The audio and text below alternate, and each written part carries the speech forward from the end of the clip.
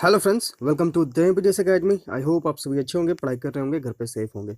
देखिए, आज के इस लेसन में हम लोग सोल्व करेंगे एसएससी सीएचएसएल 2020 के पीटी के क्वेश्चंस को। ठीक है, एसएससी सीएचएसएल 2020, इसका कहने का अर्थ ये है कि आपका जो एग्ज़ाम कंडक्ट होना था 2019 में, लेकिन एग्ज़ाम कंडक्ट हुआ है आपका जाकर 2020 में मार्च में। और इसके बाद जो है आपका कोविड आ गया था, तो कोविड के वजह से एग्ज़ाम जो है पोस्टपोन्ड हुआ था। और इसके बाद जो है मार्च में जो है सिर्फ 3 दिन एग्ज़ाम हुआ था, 17, 18 और 19। इसके बाद जो है कोविड की वजह से सारे एग्जाम्स पोस्टपोन्ड हुए थे। तो सीएचएसएल का जो एग्ज़ाम कंडक्ट हुआ दोबारा, वो हुआ था आपका अक्टूबर मंथ में। ठीक है, तो अभी हम लोग मार्च के तीनों शिफ्ट्स के क्वेश्चन का सॉल्यूशन, तीनों शिफ्ट्स यानी कि तीनों दिनों के शिफ्ट्स का यहाँ पर सॉल्यूशन करेंगे। उसके बाद फिर मार्च वाले शिफ्ट्स में हम लोग आएंगे। ठीक है, तो कल हम लोगों ने किया था 18 मार्च के फर्स्ट शिफ्ट का। ठीक है, लेकिन एग्जाम आपका शुरू हुआ था 17 मार्च से, और 17 मार्च का ऑफिशियल जो क्वेश्चन है हमें पीडीएफ के फॉर्म में कल नहीं मिल पाया था, इसलिए जो है हम डायरेक्ट 18 तारीख के क्वेश्चंस को सोल्व कराए थे। तो आज हम जो है काफ़ी सर्च करने के बाद हमें ये 17 तारीख का जो है पीडीएफ हमें ऑफिशियल मिला है, क्योंकि जो क्वेश्चन हम प्रोवाइड करेंगे वो ऑफिशियल ही करते हैं, ताकि जो है कोई भी प्रॉब्लम ना हो। क्योंकि कुछ दिनों पहले जो है हम क्वेश्चन जो है इधर उधर से टाइप करके जो है यहाँ पे आपको सॉल्यूशन कराते थे, तो उसमें कुछ मिसप्रिंट भी रहता था, जिस वजह से जो है कभी कभी प्रॉब्लम भी हुआ है। ठीक है, इसलिए जो है हम यहाँ पर ऑफिशियल क्वेश्चंस को लेकर आए हैं, उसको यहाँ पर आपको सॉल्यूशन करा रहे हैं। तो आज हम लोग 17 मार्च के फर्स्ट शिफ्ट को करेंगे, फिर हम लोग सेकंड शिफ्ट, फिर थर्ड शिफ्ट, फिर 18 मार्च हम लोग कर चुके हैं, फिर सेकंड शिफ्ट करेंगे, फिर थर्ड शिफ्ट, फिर 19, और इसके बाद जो अक्टूबर में आपका एग्जाम कंडक्ट हुआ है उस तरह से, यानी कि हम लोग जो है यहाँ पर शिफ्ट वाइज करके जो है सॉल्यूशन करेंगे। ठीक, तो आज हम लोग करेंगे 17 मार्च 2020 इंग्लिश शिफ्ट के इंग्लिश क्वेश्चंस का सॉल्यूशन। तो लेसन को कंप्लीट देखिएगा। अगर कहीं पर कुछ समझ में ना आए तो कमेंट बॉक्स में जरूर कमेंट कर दीजिएगा, और हर एक वर्ड पर ध्यान दीजिएगा। जहां पर हम बोलें कि ये वर्ड आपके लिए इंपॉर्टेंट है, उस पर जरूर ध्यान दीजिएगा।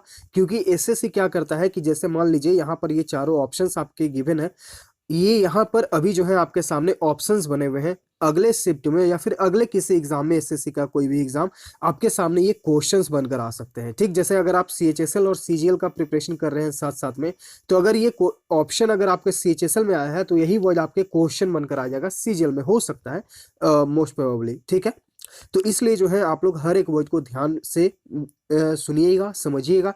कहीं पर कोई कंफ्यूजन हो तो कमेंट बॉक्स में जरूर कमेंट करिएगा। ठीक है, इसके अलावा जो है आपको इंपॉर्टेंट सिनोनिम और एंटोनिम भी प्रोवाइड किए जा रहे हैं, जो हमारा टेलीग्राम चैनल है द एमपीडीएस एकेडमी। ठीक है, डिस्क्रिप्शन में उसका लिंक है, आप चाहें तो वहां पर चैनल को विजिट करके देखिए। अगर आपको इंपॉर्टेंट लगे तो जरूर ज्वाइन भी कर लीजिएगा। यहाँ पर देखिए, इस तरह के जो आपको सिनोनिम्स और एंटोनिम जो है आपको पीडीएफ फॉर्म में दिए जा रहे हैं। हम लोग एक दिन में 25 वर्ड सीखते हैं। यहाँ पर देखिए, एक वर्ड ये आपका हो गया, इसका अर्थ। यहाँ पर 2 वर्ड सिनोनिम, 2 वर्ड एंटोनिम, और जो एंटोनिम और सिनोनिम आपको दिए जा रहे हैं वो भी एमबी पब्लिकेशन बुक से जो क्वेश्चन आता है उसके फॉर्म में ही आपको दिया जा रहा है। इधर उधर से कोई भी वर्ड आपको नहीं दिया जा रहा है। जो एग्जाम में पूछे गए हैं अब तक, वही वर्ड्स आपको सिनोनिम और एंटोनिम में भी दिए जा रहे हैं, ताकि आपको जो है ज़्यादा कन्फ्यूजन ना हो। जो एग्जाम के पैटर्न पर है वही वर्ड आपको यहाँ पर गिवन है। ठीक, तो इस तरह के पीडीएफ्स अगर आपको डेली चाहिए, वो भी आपको एकदम फ्री ऑफ कॉस्ट है। जैसे एक वर्ड है डिड्यूज, इसका अर्थ होता है निष्कर्ष निकालना। अब इसका सिनोनिम क्या है, एंटोनिम क्या है, हम कैसे इसे सेंटेंस के फॉर्म में यूज कर रहे हैं, ये सारे चीज आपको वहां पर मिल रहा है। तो आप जाए टेलीग्राम चैनल को जरूर ज्वाइन करें। चलिए, अब हम लोग 17 मार्च के फर्स्ट शिफ्ट के क्वेश्चंस का यहाँ पर सॉल्यूशन देखेंगे। क्वेश्चन नंबर फर्स्ट, यहाँ पे आपको एप्रोप्रिएट एंटोनिम बताना है। एंटोनिम यानी कि विपरीत, ये वर्ड आपके लिए इंपॉर्टेंट है। एप्रोप्रिएट इसका मतलब होता है उपयुक्त। ठीक है, जो सबसे उपयुक्त है, सबसे सटीक है, उसका विपरीत आपको यहाँ पर बताना है। वर्ड गिवन है एक्सटेंसिव। ठीक है, तो एक्सटेंसिव मतलब क्या होता है? एक्सटेंसिव मतलब होता है बड़े पैमाने पर विस्तृत होना। ठीक, बड़े पैमाने पर विस्तृत होना। अब इसका विपरीत क्या होगा? तो इंटेंसिव होगा। इंटेंसिव मतलब होता है छोटे पैमाने पर। ठीक है, तो एक है विस्तृत यानी कि बड़े पैमाने पर, और इंटेंसिव मतलब होता है छोटे पैमाने पर। तो ये दोनों एक दूसरे के विपरीत हो गए। राइट आंसर आपका ऑप्शन ए है। बाकी ऑप्शंस को अगर आप देखेंगे तो लेंदी यानी कि लंबा, इंट्रिकेट मतलब हो गया जटिल। ठीक है, जिसका सिनोनिम आप परप्लेक्स्ड याद कर सकते हैं। परप्लेक्स मतलब भी होता है जटिल। इलाबोरेट मतलब क्या होता है? विस्तृत करना। ठीक है, एकदम विस्तृत में बताना। तो ये भी आपका ऑप्शन एलिमिनेट, क्योंकि ये सिनोनिम है। यहाँ पर आपका जो एंटोनिम हो जाएगा वो हो जाएगा आपका ऑप्शन ए। क्वेश्चन नंबर 2, यहाँ पे आपको एप्रोप्रिएट सिनोनिम बताना है। यहाँ पर देखिए, इसके क्वेश्चन नंबर फर्स्ट में आपका एंटोनिम था, अब यहाँ पे आपको सिनोनिम बताना है। ट्रस्ट का, ट्रस्ट मतलब होता है भरोसा, विश्वास। ऑप्शंस देखते हैं। सेफ्टी, सेफ्टी मतलब क्या होता है? सेफ्टी मतलब होता है सुरक्षा। वेलफेयर यानी कि कल्याण, किसी की अच्छाई सोचना, भलाई सोचना। बिलीफ यानी कि विश्वास, तो राइट आंसर आपका यहाँ पे ऑप्शन सी है। एबिलिटी यानी कि योग्यता, तो राइट आंसर आपका यहाँ पे ऑप्शन सी हो जाएगा। क्वेश्चन नंबर 3 यहाँ पे आपको फिल इन द ब्लैंक करना है। सेवरल इन्वायरमेंटलिस्टिक्स फ्रॉम द सिटी, यानी कि जो पर्यावरणविद है, बहुत सारे पर्यावरणविद हमारे शहर से conducted a meet to discuss issues, उन्होंने एक मीटिंग बुलाया किस चीज को डिस्कस करने के लिए? Discuss issues related to the, options है रेज इन। रेज इन मतलब क्या होता है? टू मूव और लिफ्ट समथिंग और someone to a higher position. तो यहाँ पर देखिए पॉल्यूशन के बारे में बात हो रहा है, तो हायर पोजीशन क्या इसमें होगा? ठीक है, तो ये आपका ऑप्शन एलिमिनेट। अगर आपको इसका अर्थ याद है तो आप इसे ऑप्शन एलिमिनेट कर देंगे। यहाँ पर देखिए राइजिंग फ्रॉम, और ये भी रेज है, ये रेज वाला अगर ऑप्शन ए एलिमिनेट हो गया तो ये वाला भी ऑप्शन एलिमिनेट हो जाएगा, क्योंकि दोनों का अर्थ तो एक ही होगा। ठीक, अब यहाँ पर ऑप्शन बी और ऑप्शन सी आपके पास बच रहे हैं, ये दोनों ऑप्शन से एलिमिनेट। तो एलिमिनेशन करना भी अपने आप में एक कला है, अगर आप प्रैक्टिस करते जाएंगे तो एलिमिनेट भी करना सीखेंगे। ठीक, तो यहाँ पे ऑप्शंस रिमेनिंग है ऑप्शन बी और ऑप्शन सी। अब यहाँ पर देखिए राइज है और यहाँ पर राइजिंग है, यहाँ पर इन है और यहाँ पे फ्रॉम है। अब आगे अगर पढ़ेंगे तो pollution levels created by the growing number of pharmaceutical companies, तो यहाँ पर देखिए अगर पॉल्यूशन का लेवल में अगर जो है बढ़ोतरी हो रही है कंपनीज के द्वारा, तो उसी के इश्यूज पर डिस्कस करने के लिए जो पर्यावरणविद हैं उन्होंने एक मीटिंग को बुलाया। तो पॉल्यूशन में वृद्धि जो हो रही है उसके कारण, तो में उसके लिए हम यूज करेंगे इन, तो ऑप्शन बी हमारा यहाँ पे राइट आंसर हो जाएगा। तो ऑप्शन सी भी आप यहाँ पर एलिमिनेट कर सकते हैं। क्वेश्चन 4 यहाँ पे आपको इनकरेक्ट स्पेल को चूज करना है। क्वांटिटी मतलब क्या होता है? मात्रा। आर्गुमेंट यानी कि बहस, तर्क। क्वेरल मतलब होता है झगड़ा करना, QUARREL। ठीक, QUARREL, यानी कि यहाँ पर सिंगल एल की आवश्यकता है, इसका मतलब होता है लड़ाई झगड़ा। राइट आंसर आपका ऑप्शन सी। आइल, इसका मतलब क्या होता है? इसका मतलब होता है रास्ता या फिर गलियारा। राइट आंसर आपका ऑप्शन सी। आगे के लिए जो सेंटेंस दिया गया है इसे आपको फिल इन द ब्लैंक करना है, यानी कि एप्रोप्रिएट वर्ड से जो है इसे फिल करना है।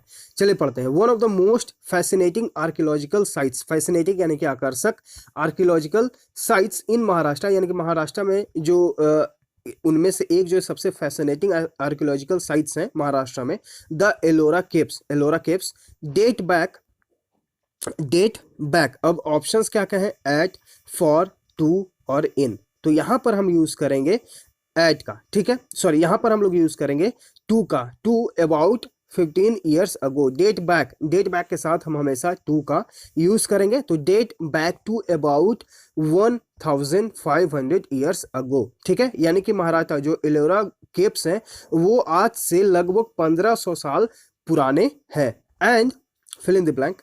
एंड आगे जो ऑप्शंस गिवन है वो है आपके इज, वी, वेयर या फिर आर।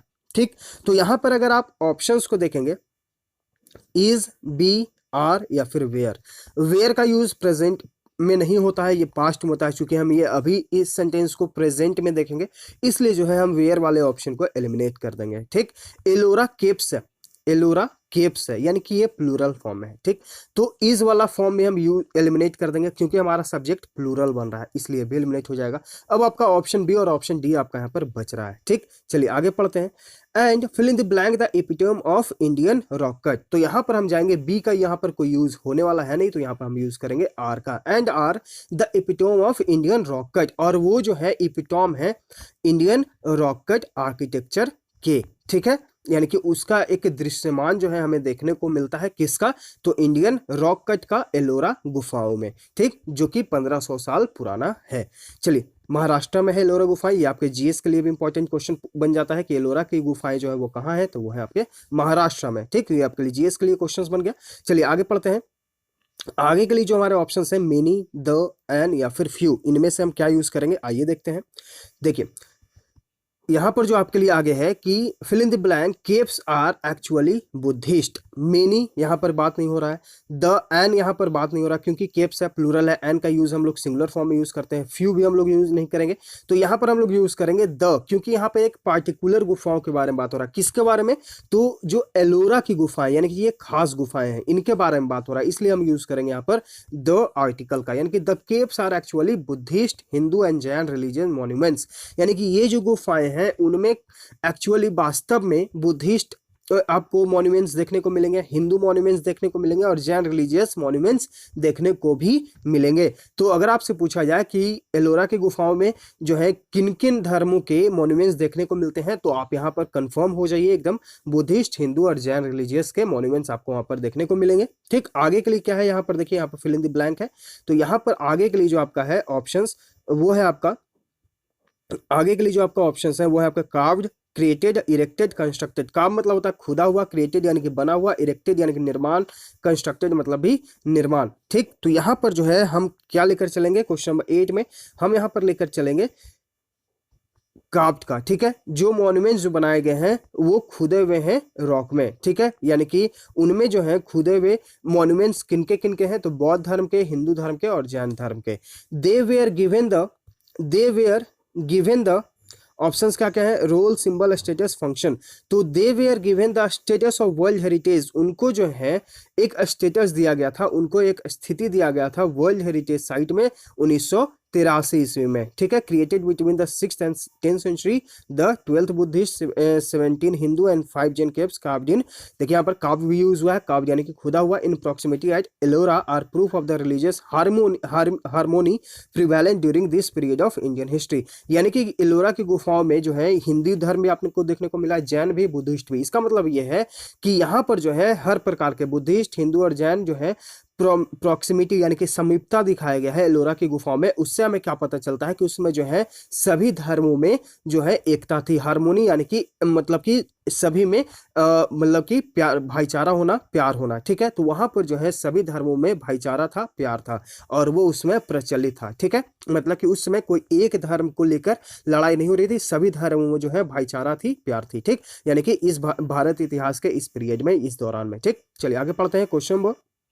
3 में आपको जो है क्या करना है, जंबल सेंटेंस दिया गया है 4 और उसे जो है आपको अरेंज करना है। ठीक, तो इसके लिए हम लोगों ने क्या सीखा है कि चारों सेंटेंसेस को पढ़ेंगे और उसके बाद जो है एक सेंटेंस सब्जेक्ट को चूज करेंगे। हमारे लिए सबसे इंपॉर्टेंट काम होता है एक सब्जेक्ट को चूज करना। ठीक है, क्योंकि इसी के बेस पर हम आगे कनेक्ट करते हैं। अगर आप प्रीवियस लेसन्स को फॉलो कर रहे हैं तो आई होप आपको समझ में आया होगा, और अगर नहीं समझ में आया तो कमेंट बॉक्स में जरूर कमेंट करिएगा। ऐसे हम लोग जब एमबी पब्लिकेशन बुक से भी सॉल्यूशन कर रहे हैं और प्रीवियस भी जो एसएससी सीजीएल के पीटी के क्वेश्चंस का हम लोगों ने सॉल्यूशन किया है, तो वहां पर भी हम लोगों ने अच्छे से सीखा था। ठीक है, तो आई होप आपको समझ में आ रहा होगा। अगर नहीं समझ में आया कमेंट बॉक्स में जरूर कमेंट करके बताएं।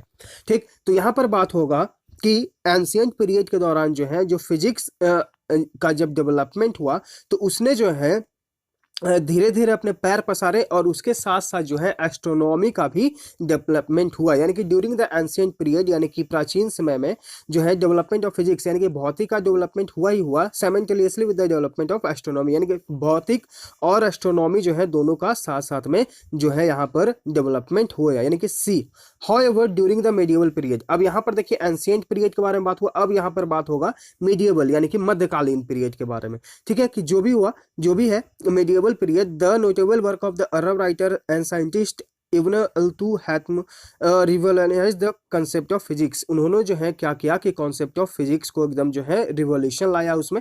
ठीक है, यानी कि पहले हुआ एंशिएंट पीरियड के बारे में बात, अब यहाँ पे मेडिएवल पीरियड के बारे में बात हुआ। अब उनके बारे में यानी कि ये जो है इब्न अल हैथमा, इनके बारे में जो है बताया जा रहा है कि उन्होंने एक पुस्तक लिखी है जिसका नाम है किताबुल मंजिर, जिसे बोला जाता है द बुक ऑफ ऑप्टिक्स यानी कि CBA। और इसके बाद जो है अब इस बुक के बारे में बताया जा रहा है, जो द बुक ऑफ ऑप्टिक्स है, इस बुक में जो है उन्होंने डिसअप्रूव किया है the ancient Greek concept of vision and introduced the new theory, यानी कि उन्होंने जो है विजन, कॉन्सेप्ट ऑफ विजन को डिसअप्रूव किया और एक नया थियोरी को इंट्रोड्यूस किया, यानी कि CBAD। ठीक, तो यहाँ पे आपका राइट आंसर CBAD, यहाँ पर देखिए आपका ऑप्शन बी राइट आंसर हो जाएगा। तो इस तरह से आप सेंटेंस को, इस पर आप कब जो है प्रांगत कर पाएंगे, जब आप इस पर ज्यादा से ज्यादा प्रैक्टिस करेंगे। प्रैक्टिस जितना ज्यादा करेंगे जंबल सेंटेंसेस में उतना आप बेहतर होते चले जाएंगे। सीजीएल मेंस में आप अपीयर होंगे तो वहां पे आपको 20 क्वेश्चंस मिलेगा, हर एक क्वेश्चन, हर एक मार्क आपके लिए इंपॉर्टेंट है, इसलिए जो है आप ज्यादा से ज्यादा प्रैक्टिस करिए। क्वेश्चन 11 यहाँ पे आपको ग्रामेटिकल एरर को फाइंड आउट करना है। Did you know whether we can exchange a dress if my sister doesn't like it. ठीक, यहाँ पर देखिए वी कैन एक्सचेंज प्रेजेंट में, क्योंकि कुड यूज होता है पास्ट में, कैन यूज होता है प्रेजेंट में। If my sister does not like it, ये भी आपका पार्ट प्रेजेंट में। ठीक, अगर हम इस पार्ट को देखें डिड वाले पार्ट को, तो ये आपका पास्ट में है। ठीक, तो अगर दो पार्ट जो है प्रेजेंट में, यानी कि मेजोरिटी जो है यहाँ पे प्रेजेंट में है, तो ये इस पार्ट को भी हम प्रेजेंट में रखेंगे, तो ऑप्शन बी में आपका एरर है। यहाँ पर जो है डिड की जगह हम क्या यूज करेंगे, डू का, यानी कि इसे भी हम लोग प्रेजेंट में बना देंगे। क्वेश्चन नंबर 12, यहाँ पे आपको अंडरलाइन सेगमेंट में इंप्रूवमेंट की जरूरत है, तो गिवन ऑप्शन से करें, नहीं तो फिर नो इंप्रूवमेंट ऑप्शन के साथ जाए। I had no information about the bank strike so I went there yesterday. अगर आप एमबी पब्लिकेशन बुक का सॉल्यूशन अच्छे से अगर आपने सभी ने फॉलो किया है, तो इसका आंसर जो है आप तुरंत क्लिक करेंगे। कैसे? क्योंकि हम जो है आपको बताए थे कि किन किन वर्ड्स का जो है प्लूरल नहीं बनता है। ये देखिए, ये जो वर्ड इन्फॉर्मेशन है, इसका कभी भी प्लूरल आप एस लगाकर नहीं बनाएंगे। इसका प्लूरल बनाने के लिए जो है दूसरे फॉर्म को यूज किया जाता है, लेकिन डायरेक्ट आप इन्फॉर्मेशन को आप इन्फॉर्मेशन यानी कि इन्फॉर्मेशंस नहीं कर सकते हैं। तो एरर जो है आपका पार्ट ए में है। इन्फॉर्मेशन को आप कभी भी एस लगाकर उसका प्लूरल ना बनाए, आपका ऑप्शन ए में यहाँ पर एरर है। नो इन्फॉर्मेशन अबाउट, यहाँ पर देखिए नो इन्फॉर्मेशन अबाउट सिर्फ आपको यूज करना होगा। क्वेश्चन नंबर 13, यहाँ पर आपको OWS बताना है। A large natural artificial lake used as a source of water supply, यानी कि एक प्राकृतिक या फिर मैन मेड यानी कि आर्टिफिशियल कृत्रिम लेक यूज किया जाता है पानी के सप्लाई के स्रोत के रूप में। ऑप्शन है रिजर्वियर, इसका मतलब क्या होता है, इसका मतलब होता है हौज या फिर जलाशय, जिसका हम लोग पानी स्टोर करके जो है सप्लाई करने के रूप में यूज करते हैं। तो राइट आंसर आपका ऑप्शन ए है।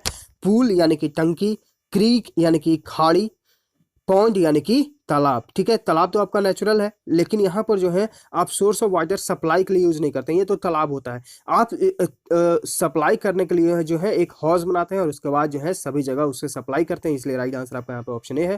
क्वेश्चन 14, यहाँ पे आपको सिनोनिम बताना है अल्यूरिंग का। अल्यूरिंग मतलब होता है आकर्षक, मनमोहक। डिसीटफुल यानी कि धोखेबाजी यानी कि छल करना। डिस्ट्रैक्टिंग मतलब होता है ध्यान भंग करना। चीटिंग यानी कि धोखा देना। अट्रैक्टिव यानी कि मनमोहक। तो राइट आंसर आपका यहाँ पे ऑप्शन डी है, अट्रैक्टिव, मनमोहक, आकर्षक। क्वेश्चन 15, यहाँ पे आपको इडियम का अर्थ बताना है। बिहाइंड द सीन्स, इसका मतलब क्या होता है, इडियम है आपका बिहाइंड द सीन्स, इसका अर्थ क्या होगा। तो बिहाइंड द सीन्स मतलब होता है कि गुप्त होना, अज्ञात होना। ठीक है, गुप्त होना, अज्ञात होना, छिपा हुआ। ऑप्शंस देखते हैं। फॉर स्प्रेडिंग द न्यूज यानी कि न्यूज को फैलाना। इन द थिएटर यानी कि थिएटर में होना। अननोन फॉर टू एवरीवन, तो यानी कि सभी से अज्ञात होना, गुप्त होना। तो राइट आंसर आपका यहाँ पर ऑप्शन सी है। टू कंप्लीट द अरेंजमेंट्स यानी कि अपने अरेंजमेंट्स को पूरा कर लिया। राइट आंसर आपका यहाँ पर option C. A lot of work has gone on behind the scenes for the special event which is being planned next week.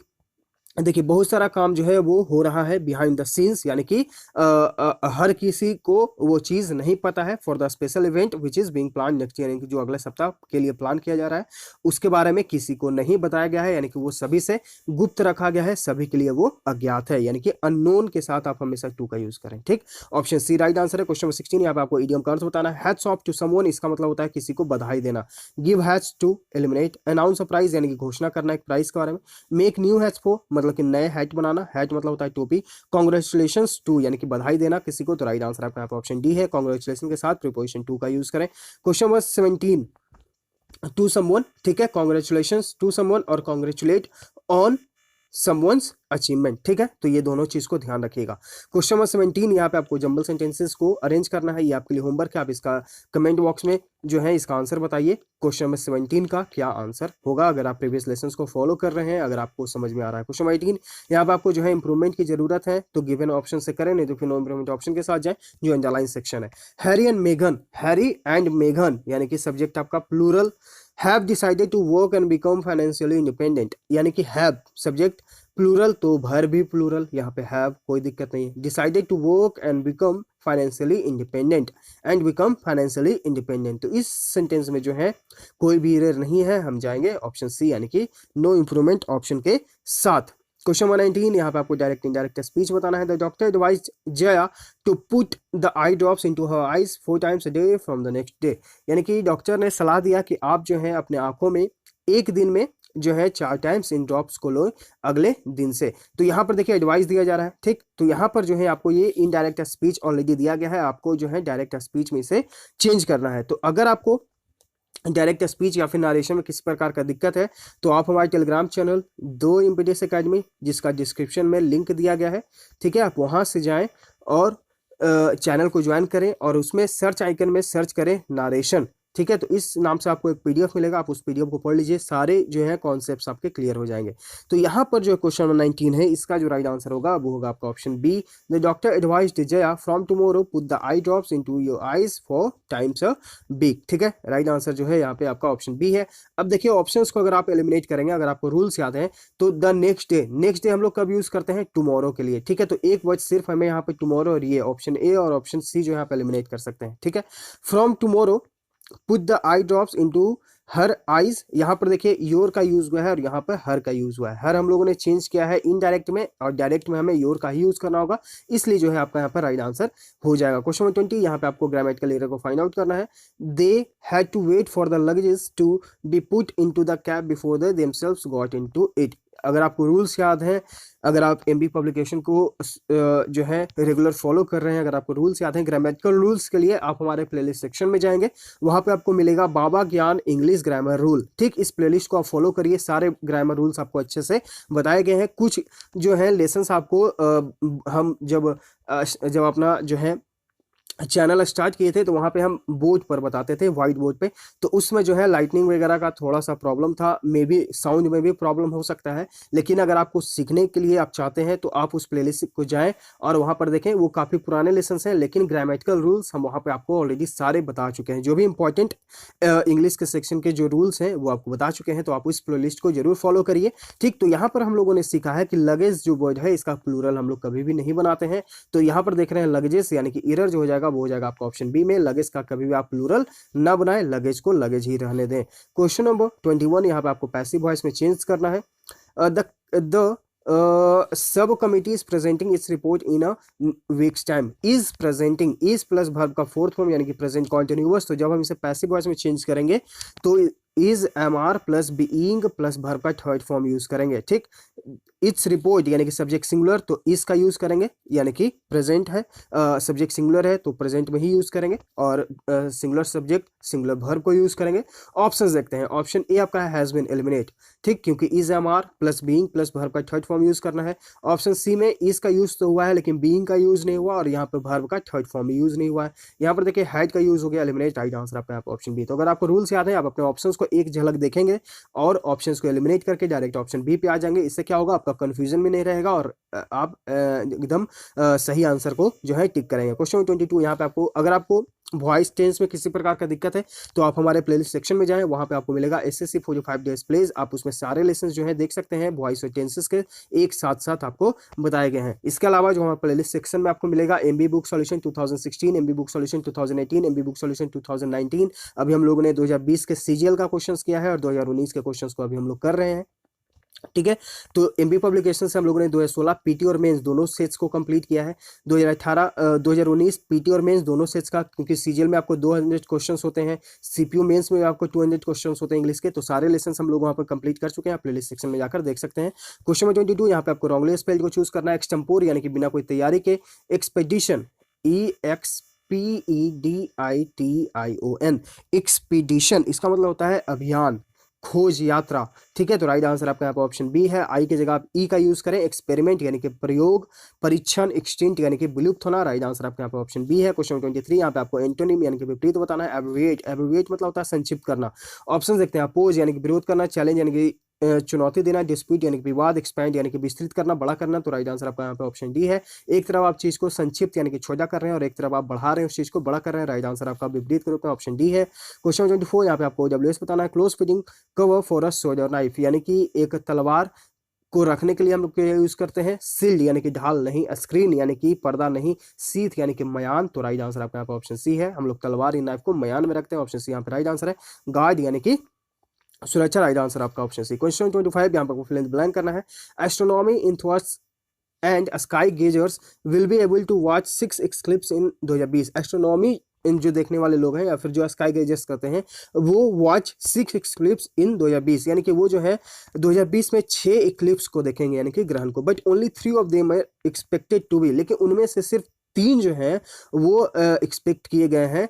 Expose यानी कि पर्दाफाश होने के लिए, एविडेंट यानी कि प्रत्यक्ष होने के लिए, रिवील यानी कि प्रदर्शित होने के लिए, विजुअल यानी कि दृश्यमान होने के लिए। तो लेकिन उनमें से जो है सिर्फ 3 ही हमें जो है भारत में दिखाई देंगे, राइट आंसर आपका यहाँ पे ऑप्शन डी हो जाएगा। ठीक है, यहाँ पर देखिए इसका आंसर भी है। अगर आपको इस लेसन का पीडीएफ चाहिए ताकि आप खुद से प्रैक्टिस कर सकें, ठीक है, तो आप हमारे Telegram channel the MJS academy, description में उसका लिंक है, आप वहां से आकर पीडीएफ डाउनलोड कर सकते हैं। प्रीवियस लेसन्स का भी पीडीएफ जो है वहां पे शेयर किया जा चुका है, तो आप चाहें तो वहां से आकर डाउनलोड कर सकते हैं, प्रैक्टिस कर सकते हैं। और इस तरह के जो है आपको सिनोनिम्स, एंटोनिम्स पीडीएफ फॉर्म में दिया जा रहा है। इसके अलावा जो है आपको वहाँ पर करेंट अफेयर्स भी प्रोवाइड किया जा रहा है। फरवरी मंथ का जो है 3 से 4 पार्ट में आपको प्रोवाइड किया जाएगा। पार्ट 1 आपको ऑलरेडी कल दिया जा चुका है। इसके पहले भी हम लोगों ने करेंट अफेयर्स किया है, जिसमें हम लोगों ने आईबी के एग्जाम के लिए खास तौर पर किया था लगभग 700 करेंट अफेयर्स। उसमें से हर शिफ्ट में जो है 7 से 8 क्वेश्चंस आए हैं। हम हर एक शिफ्ट का क्वेश्चन देखे हैं और यहाँ पर जो है हमने देखा है कि 7 से 8 questions out of 20 her shift में इतने क्वेश्चंस आए हैं जो हम करेंट अफेयर्स हम लोगों ने करके गए थे एग्जाम देने के लिए, ठीक है। तो जो भी आपको प्रोवाइड किया जा रहा है सारे आपके एग्जाम के पॉइंट ऑफ व्यू से इंपॉर्टेंट है, तो इन्हें देखते रहिए, सीखते रहिए, पढ़ते रहिए, समझते रहिए। कहीं पर कोई दिक्कत हो तो कमेंट बॉक्स में जरूर कमेंट कर दीजिएगा। और लेसन को लाइक तो करते ही जाइएगा, शेयर भी करते जाइएगा। और अगर आप चैनल पहली बार विजिट कर रहे हैं तो चैनल को सब्सक्राइब भी कर लीजिए ताकि आपके पास नोटिफिकेशन जाता रहे, आप अपडेट होते रहें। हम लोग मिलते हैं आगे के लेसन्स में। Thank you.